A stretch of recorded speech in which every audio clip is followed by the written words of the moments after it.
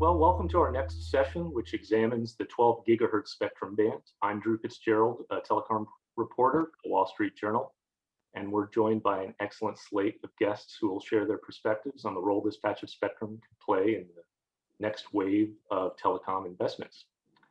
The 12 gigahertz band, like many others, is hardly fallow real estate. There are a lot of players in the mix. For those who don't know, the FCC has kicked off a process going back to the 80s that eventually allowed commercial satellite operators to use the frequency for TV broadcasts, and ground-based network service providers got the okay to use limited operations starting in the early 2000s. Now we have new entrants in the satellite space coming in, building constellations that can use the same wavelengths for internet service beamed from the sky. Again, provided they play well with others. The recent auction of C-band spectrum garnered nearly $81 billion in bids and shattered records, just showing that the value that some providers put on some spectrum is always increasing. But the laws of physics mean not all airwaves are created equal. And also the laws and regulations that the FCC has set are very different for different bands. There are many limitations on this 12 gigahertz band that we'll get into in the next half hour. That said, there's more interest than ever in these frequencies, and that has really come to a head over the past few months. The FCC just this year released an NPRM, a notice of proposed rulemaking, that will determine the future uses of this band. So we'll hear from some of the stakeholders in this discussion. I'll just get to our panelists briefly and introduce them, and then we'll get straight to questions. So Alison Minea leads DISH's wireless regulatory team as Director and Senior Counsel of Regulatory Affairs. DISH has been very busy over the past few years and active in this particular spectrum space. The company also plans to launch a 5G network later this year, so this is an apt time for this discussion. Campbell is co-founder and CEO of RS Access, a partnership formed in partnership with Michael Dell's MSD Capital in 2018. RS Access is another big holder of some of the licenses in the spectrum band for terrestrial uses. Harold Feld is the Senior Vice President for Public Knowledge, a consumer advocate organization focused on copyright, telecommunications, and internet issues.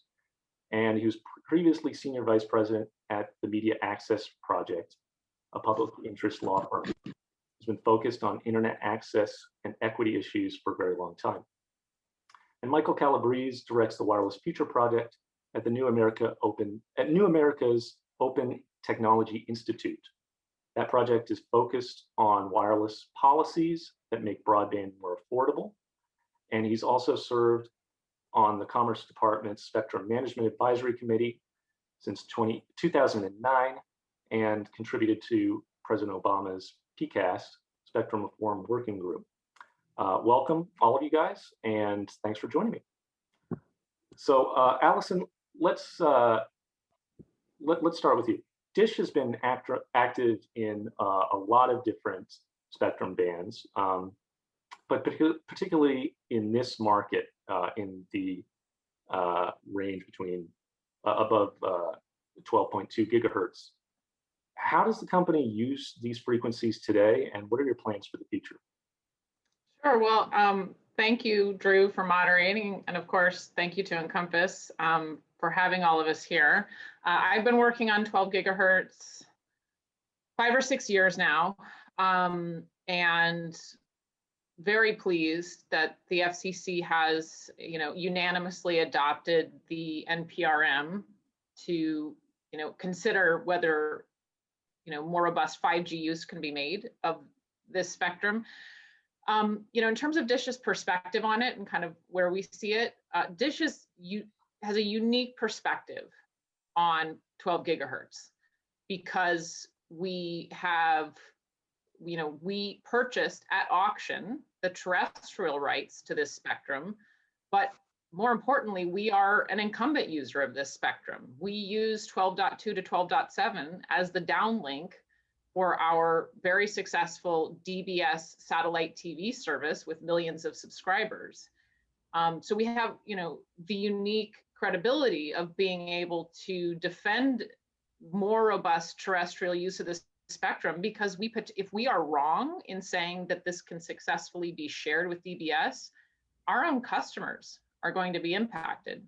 So, in short, to answer your question, Drew, we see this as 500 megahertz of 5G ready spectrum that has no government incumbents, and where the terrestrial rights already have been auctioned, and where, to the extent that there are other interested users of this spectrum, we think that sharing is possible. So again, as the FCC looks to promote US leadership in 5G, there's no time like the present to consider, 12 gigahertz as the next opportunity for terrestrial flexible use in a new, very large spectrum band.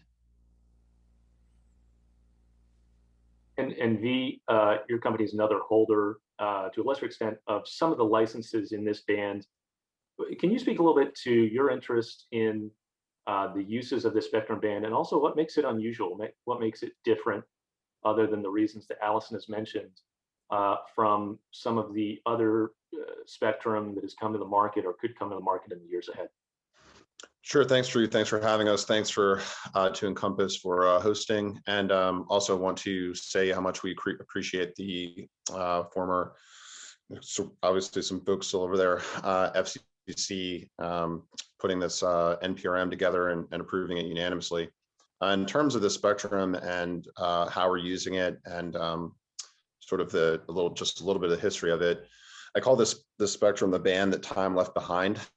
To Alison's point, this was auctioned exhaustively in 2004 and 2005, and the service that was originally envisioned for it was a one-way service that was basically like a wireless cable type service, and that's why the rules here are really restrictive. I'll get to that in a second. But as soon as the spectrum was auctioned, it was sort of an inopportune time from a technology standpoint to be auctioning this much frequency, because about 2 years after the auctions occurred, the iPhone came out and completely changed mobile telecommunications and wireless telecommunications overall. Since that time, the licensees here and the folks who won these licenses at auction, and to a lesser extent, my company, we came into this band relatively late. We came in about 3 years ago. I've been trying to figure out how this frequency can best be used. Unfortunately, the rules here are extremely restrictive right now for terrestrial licensees. The power limitations are about 1/10 of what you have in a handset. There's a two-way limitation, which means you can only use it for one-way service. So if you think about it, it's a 500 megahertz channel one way. And there's a disaggregation ban also, which means that you're not even allowed from the current FCC rules to break it into 100 megahertz channels or 50 megahertz channels or any other type of disaggregation of the frequency at all. That sort of is what's very attractive about it, candidly. I mean, I think that the C-band auction has proved the scarcity question and demand for mid-band spectrum, and we can talk about how the spectrum behaves versus C-band or versus millimeter wave or some other portions of the frequency. But the fact is, this is a lot of spectrum. It's 500 megahertz of contiguous spectrum. To Alison's point, it's actually it's intensively used for DBS services. It's very lightly used for the terrestrial services, just because the rules are so antiquated. We're really talking about Stone Age rules here, and very easy to change them so it can be used more intensively. So I think the possibility here versus C-band, look, you've got 280 megahertz in C-band. This is 500 megahertz. You could do 5 100 megahertz channels here. It's extremely unique, and it's an extremely rare position in the band, in that it's the only licensed frequency terrestrially between 6 and 24 gigahertz. There's nothing else. So a lot of potential here. And very quickly, what kind of, aside from the obvious DBS use that Alison's company uses today, under the rules that exist now, what else can it be used for, if anything? What other commercial applications?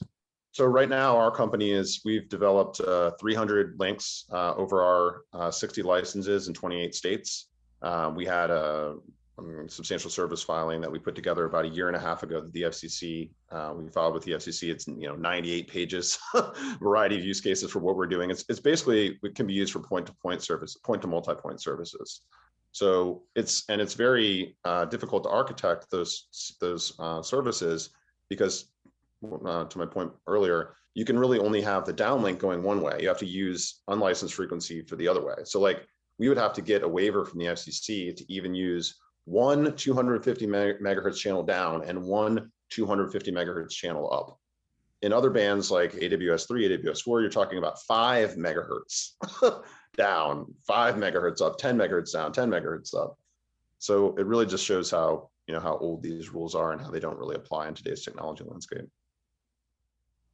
Sounds like not much. Okay, so Harold, you've been focused on this proceeding, this issue, and many other spectrum issues for a long time. Can you speak a little bit to what the FCC is looking at now and the steps that led up to that process? Yeah, so what the FCC is doing now is really taking a fresh look at all of the possibilities for the band.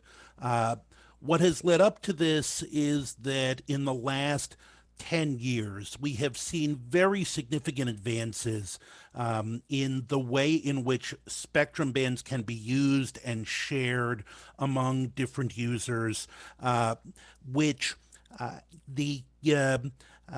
were not conceivable back when these rules were written.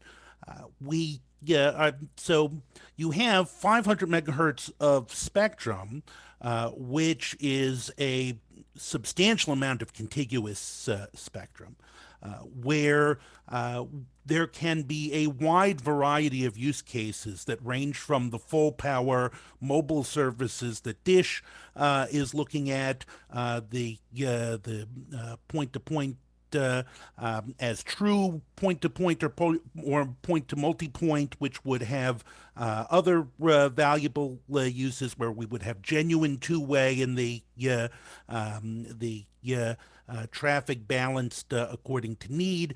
There are a wealth of potential unlicensed uses ranging from additional Wi-Fi to the kind of indoor only that was authorized by the FCC recently in the 6 gigahertz band to even lower power uses that might be important for augmented reality and virtual reality that are being examined in other bands. So this is a very exciting time. And what has brought it about is the tremendous demand for all of these types of spectrum uses. There just is not spectrum like this available. It is in a good portion of the spectrum band. It's not very high up like the millimeter wave, and it's not super crowded as the lower bands are. It does not have government users, which always complicates the question of sharing and how that will work. So this is just simply too good an opportunity to pass up. Okay, and Michael, can you maybe speak to what's next in the process? What do you expect to come out of this NPRM, and how quickly, if it happens at all, could the rules be rewritten for the use of this big chunk of 500 megahertz? Well, since the commission has already adopted, as Alison mentioned, unanimously, the NPRM, we're just waiting for it to be published in the Federal Register, and that will trigger a comment cycle. I believe it's 30 days, and then 30 more days, right? So I would expect that before, probably the middle of this month, late this month, that comment cycle will start, and extend through the spring, and then, and then parties will they'll put their positions in the record, and hopefully they'll put a lot of engineering in the record, because the big issue here is really coexistence. I mean, this is one of the reason, my organization, OTI, along with Public Knowledge, and I think it was like 10 other public interest groups filed. This is one of a series of bans that we believe are very valuable potentially, and very underutilized, and that we want examined for, for potential more intensive, more efficient shared use. And it really comes down to coexistence. There are two primary satellite services in the band, as has been mentioned: direct broadcast satellite, and these kind of large constellations of low Earth orbiting satellites. But as we've seen in other bands that have fixed site use, that is at the ground level, it is very practical, typically, to be able to share, to be able to coordinate between terrestrial broadband and fixed satellite use in particular. And both DBS and the NGSOs, these are downlink bands. So what they're really doing is broadcasting down to small, antennas, dishes that are sitting most commonly on people's roofs, and they're pointed up at the sky. So there really is an opportunity, we think, for coexistence, but we don't know, how robust that would be, what terrestrial services it could accommodate. It might be for more mobile 5G, although that might have to be at a lower power and more small cell. It could be, as we've emphasized, it could be opportunistic shared use for point to multi-point, the sort of rural broadband deployments that you see from WISPs to, the more rural wireless internet service providers. Or it could even be a very low power indoor unlicensed underlay, such as the FCC just approved in another fixed band, the 6 gigahertz band, last April, where you have low power indoor only next generation Wi-Fi being able to operate, because it's indoors, without interfering with these high power fixed link receivers. So any of those are possible, but we just don't know what the engineering is going to say about it. Right, and you bring up a good point, Michael, which is, correct me if I'm wrong, but OTI and the other panelists in this group, including INCOMPAS, the host of this conference, have made comments generally supportive of this process, but that's not without controversy. Among those NGSOs, certainly SpaceX is one that is looking to fill some of the needs that you mentioned to provide low-cost broadband service, and has objected to some of the ways that the rulemaking process has proceeded without an ample record of what kind of interference issues might exist. Can you speak to a little bit to what kind of research or what kind of information there is on how these services could coexist, and where the record could be expanded in the coming months? Well, yeah, I think the record will definitely need to be expanded, especially because even back in 2016, when the MVDDS licensees, the two here, among others, filed their petition, their NGSOs were very undeveloped. It was an idea that hadn't really progressed yet. And now in this band, SpaceX has actually launched satellites. They're providing beta service. They've won money in the Universal Service Fund auction. And so you have to take very seriously all of a sudden, what they're actually doing. I think it was unknown back when the petition was filed, the precise nature of what they would be deploying, what altitude, what look angles. So it's really a new game, and all parties will need to file their proposals, their analysis, their proposals. It's very similar to what happened, in C-band and 6 gigahertz, all just in the past couple of years, a very similar process. I would note, though, it's interesting that sharing is, in some ways, it's in the DNA of this band, because the way this one-way terrestrial service originally got going back when it was auctioned 2004, 2005, was there was a company called North Point. Originally, the band was only for direct broadcast satellite. And the assumptions back then were, oh, gee, if anybody's broadcasting, they just need exclusive use of an entire band.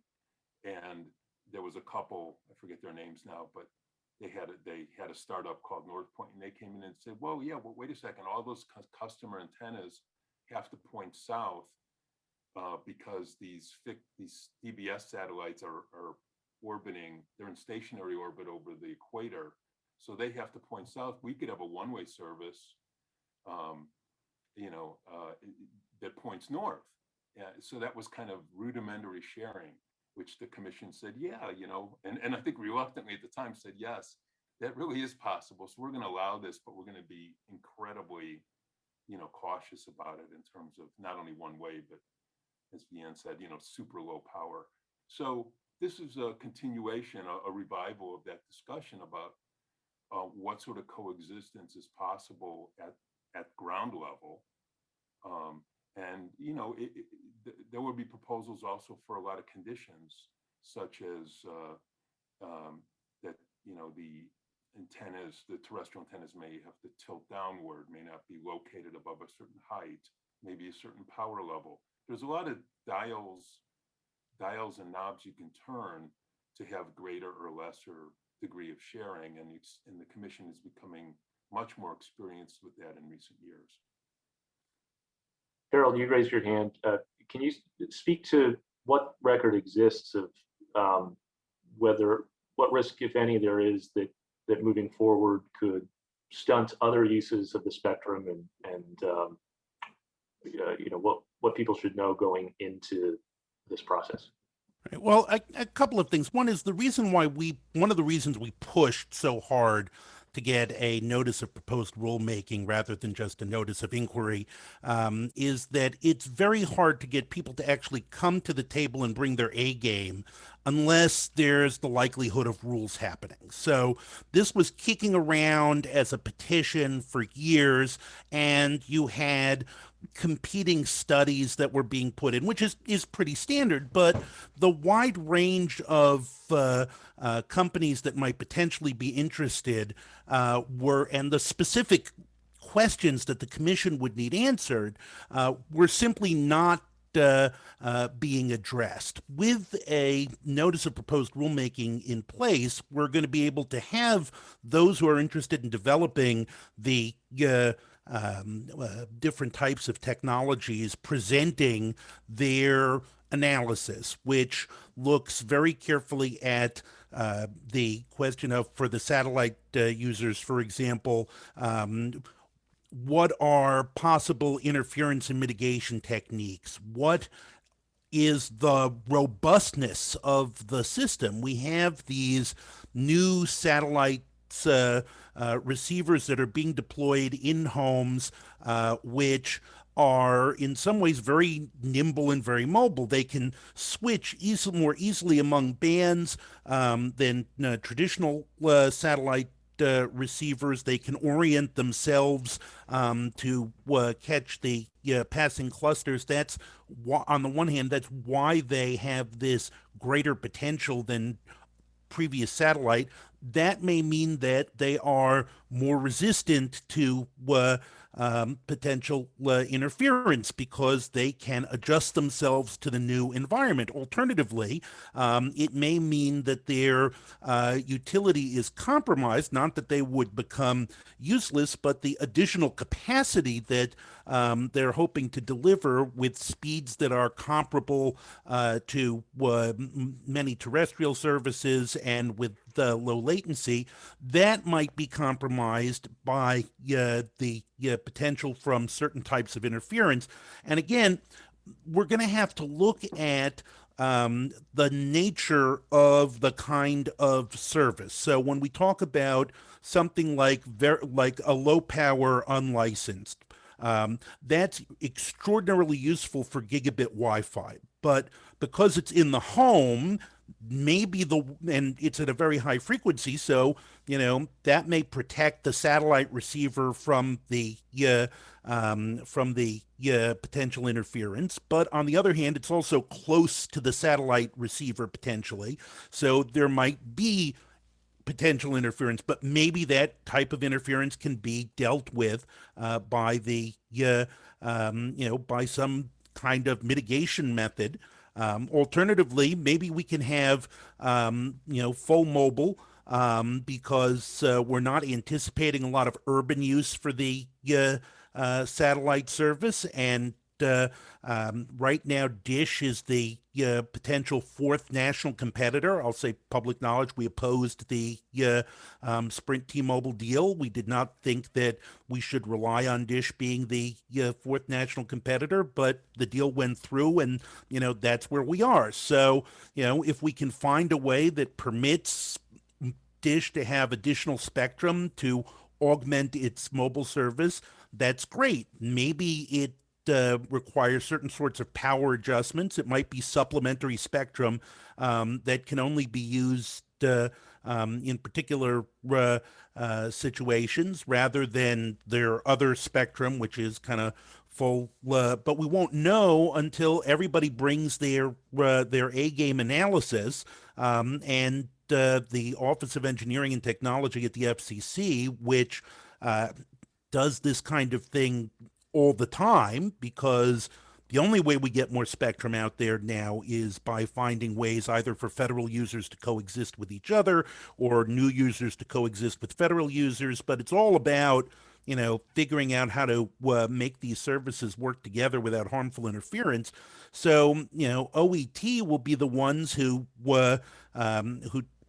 finally vet this. And we can expect, based on other proceedings, that there's likely to be a round and then an order where the commission weeds out some of the things that it says we're not ready to do, but find some things that could be done with more analysis. Much more pointed questions will be asked in order to resolve questions in the record, because right now it's a big empty canvas, where I have my technology that I say, look, this will be great. The satellite guys say, no, we can show that we're a very sensitive system, but there's no way to really resolve all of these questions until you start narrowing things down and pressing for more and more precise engineering information.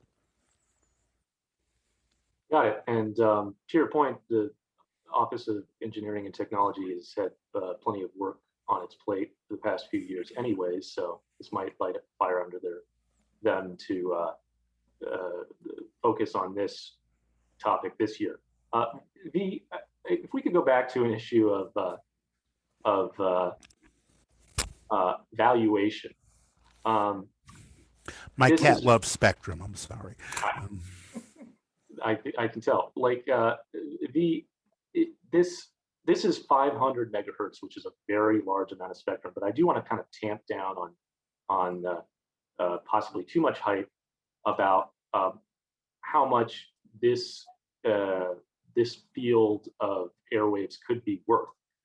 We've seen the C-band has fetched a huge amount of bids, but that has to do with the size of the bands available, as well as the physics involved. And we've seen some kind of sky-high valuation estimates for much higher frequencies all the way up to the millimeter wave field that didn't really meet expectations. So can you speak a little bit to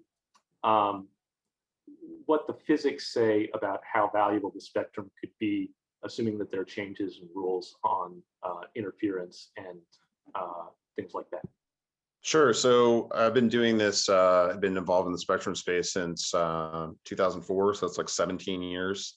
And the first spectrum that I became involved with when I was in law school, first year law student at Catholic University School of Law, is the 2.5 band. And so I was doing 2.5, lots of work in 2.5. This is around there's a company called Clearwire that was building out a network then. And I was told time and time again for years that spectrum, quote unquote, couldn't propagate its way out of a paper bag. It was high band. It was considered to be high band. It was considered to be too high to be used for mobile networks. And right now, fast forward 17 years, really not a lot of time. This spectrum is really at the core of what T-Mobile is doing for mobile 5G. So historically, and Harold pointed this out about some of the other technology changes in shared frequency, historically, I think value has been traveling up the band plan. So 2.5, 3.5, 3.7 to 4.2, the straight path transactions are in 28 gigahertz or 24 gigahertz. That was unthinkable even 10 years ago, that any carrier would be building out 5G services or mobile services on millimeter wave frequency. So in terms of what the read through is for 12.2 to 12.7, I think that, look, it's, to your point, it's a huge amount of spectrum. The way that it propagates and the way that it behaves, and this isn't me arguing it, this is just physics, it's much closer to C-band than it is to 24 gigahertz. And that has to do with signal rain attenuation, a lot of other factors around just the physics of the frequency itself. But the truth is that a lot of this will be determined by the process that we're going into right now through the NPRM and commentary and really how the spectrum comes to be integrated into, a variety of systems. So, what's the value right now? I think it's sort of too early. And it's a long way of saying, I think right now it's sort of too early to tell, but I think the societal benefits and the consumer benefits under any circumstances will be really massive if we can bring this to 5G. Yeah, just to underscore this, if you had said even 5 years ago that an auction of 3.5 spectrum would, or the C-band spectrum, an auction above 3 would fetch 4 times as much as the 700 megahertz auction or the 600 megahertz auction, people would have said that's crazy. Everybody knows that low band spectrum is where the value is. But, we're now seeing that the C-band, which is, above 3 gigahertz, is an $80 billion auction. So, where does 12 gigahertz end up on this? We can't predict today. But the one thing I think we can say is that this process is being repeated everywhere in the spectrum bands. We're squeezed for more unlicensed spectrum. We're squeezed for more licensed spectrum for a variety of use cases. And that means that you really got to check every band that's a potential candidate for these uses to see if the changes of technology have now made that possible. Is it going to be, I can't guarantee that it's going to be as valuable as C-band, but I do think that at this point, we're not looking for $1 million, we're not looking for Powerball type payoffs. We just need to make the most productive use of the spectrum, all the spectrum that we can. Yeah, if I can just pick up on that briefly, I agree with Harold. And in terms of sort of how do we think about the value of the band, just look at how many competing interests are involved here. You have DBS providers, you have terrestrial users and would-be terrestrial users, you have the NGSOs. So I don't think there's any doubt that multiple stakeholders see the value of this spectrum and believe that it can be used. To me, what's good about the fact that we're finally at the NPRM stage is for the commission, the expert agency, to take in all the data and decide what to do. And I think the NPRM very rightly asks, what are the costs and benefits of taking different approaches. And I hope, I certainly know that, Dish will put in very substantive comments that will address that question as well as the technical issues. But, I think our perspective, particularly on the NGSO issue, is that, the NGSOs have thousands of megahertz of other spectrum that has been made available to them to pursue their services. And, the NGSOs have very positive ideas, tremendous potential to provide broadband to unserved areas. So, no concerns, no questioning that they're on a good mission. I think what the NPRM can do is say, is that the highest and best use for this particular chunk of 500 megahertz of spectrum, which again, has no federal incumbents, and which is ready to go to be deployed for 5G. So, I think the hope is that all of the stakeholders will come to the table, will engage, and will give the FCC some really good evidence to enable the agency to decide, what do we want to do with this spectrum? And, again, our perspective is terrestrial flexible use is the highest and best use. But again, this is an opportunity for everybody to try to convince the agency to go their way. And Alison, but I should say though, just to wrap up that point though, I don't think this is a zero-sum situation, fortunately. And again, I hope that lots of stakeholders can help the FCC to understand this. We think that sharing is possible, that you may have, more heavy terrestrial use in urban areas for mobile, for backhaul, potentially to small cells. And then maybe you take a slightly different approach in the rural areas. So, as Michael and Harold and V have all pointed out, this is a band where there can be lots of successes stacked on top of each other, and there don't necessarily need to be any losers. And again, I hope that the NPRM process, collects lots of evidence towards that goal. And Alison, I should point out that, as you mentioned, as an existing DBS provider in this space, if this is something that seriously interrupted your business, you wouldn't be doing it. But I should mention exactly. The other DBS provider, DirecTV, in this space has expressed a different view about some of the process. Can you go a little bit into what is your threshold or your tolerance for degradation or risk to that part of the business, given the fact that it does serve tens of more than 20 million between the two of you customers today, but as we all know, that more investment is going into the 5G side of your business, the terrestrial side of your business, and that's where you see the future at. So what's your tolerance for negative effects on a business that is declining as you invest in a business that has more opportunity for you and for your future customers? Yeah, good question. Low tolerance. We love satellite TV. We believe in it. We hope to grow that business. We have no interest in, degrading the service to our millions of DBS customers. And again, we don't think that would happen. 4 years ago, Tom Peters placed 2 technical studies in the record demonstrating that, 5G, terrestrial two-way use can occur in the 12 gigahertz band, and DBS subscribers, both ours and our competitors, can be protected. Most likely with technological innovation, that's only become more true. And I expect that we'll, update that study and freshen it up as needed, when we file our comments. But if AT&T has concerns about their customers, we welcome that input. That is the purpose of the NPRM process, is to get hard data to validate their concerns.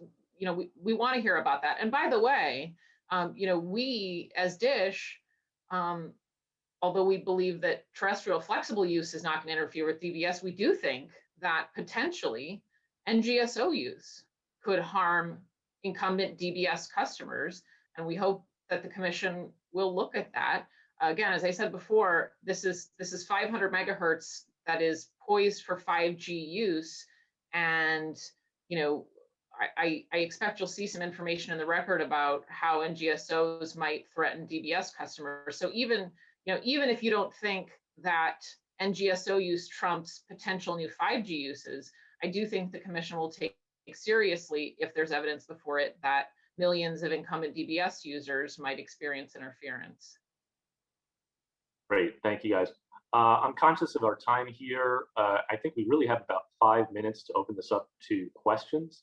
And I really do want to give all the people watching at home or the office a chance to ask questions of the panelists. So if you could please, if you have a question to ask any of our panelists today, just put it in the chat section, and I'll have time for maybe one or two before we close out this session. I'll give it a few minutes, and I'll get a few minutes to populate before I call on questioners. While we're waiting, is there anything else while we're waiting for this record to fill? Oh, you know what? Let's go to questions now. From Howard Busker, what's the best guess on how long it will take the FCC to get to final rules? If anyone wants to take another stab at prognosticating the timeline there. Well, I think it depends on what you mean by final. I think that certainly over the course of the next year, the FCC is going to be able to make some definitive cuts as to what types of sharing it wants to pursue and what types it thinks are too likely to interfere with the existing services. And we've seen a similar approach in other bands, the CBRS 3.5 band, for example, which went through multiple iterations. The C band went through 2 or 3 iterations. So I expect a similar process here. I think overall, we're probably looking at least 18 months until we reach a stage where we would get affirmative service rules for any changes in the band. But I think that the FCC certainly can move quickly to choose among possible alternatives and refine the questions that it needs to ask and have answered. Yeah, Drew, this is Vio. Just add really quickly on that this administration, this incoming FCC and the prior FCC have done a really good job at moving really quickly on frequency. And I think that's recognizing the fact that getting frequency to market more rapidly has massive benefits for consumers and massive benefits for, for American policy. So I think they're biased towards action, which I think is a really good sign. Okay, and Alison, any care to venture a guess for what you see the timeline?